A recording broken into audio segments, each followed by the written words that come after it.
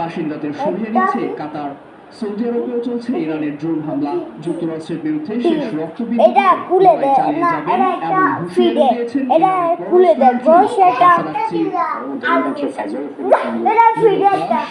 এটা হলো একটা ফিটে, এটা খুলে দেখবো আমরা।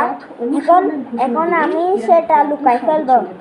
দেখো আমরা এখানে কিছু লুকাইছি, সেটা আব্দুল্লাহকে দিয়ে কি করবো আপনাদেরকে দেখাচ্ছি।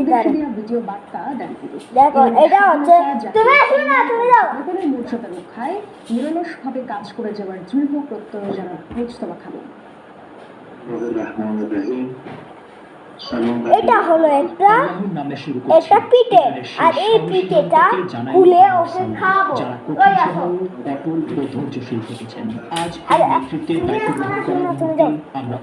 এখন এখানে রান্না করবো এই পিঠাটাকে, তারপরে আমরা এখানে রান্না করবো পিঠাটাকে, তারপরে গোল গোল করে ডিম ভাজা করবো। একটু ফয়সালকে দিব।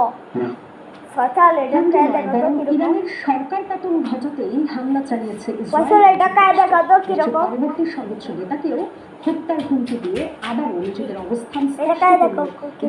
তবে সেই প্যাচ যে এতটা কিরকম মিষ্টি বিশ্লেষকদের ধারণা কি কাও কাও কাও হিসাব মেলাতে হচ্ছে যুক্তরাষ্ট্র।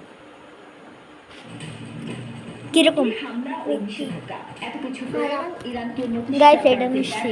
যুক্তরাষ্ট্র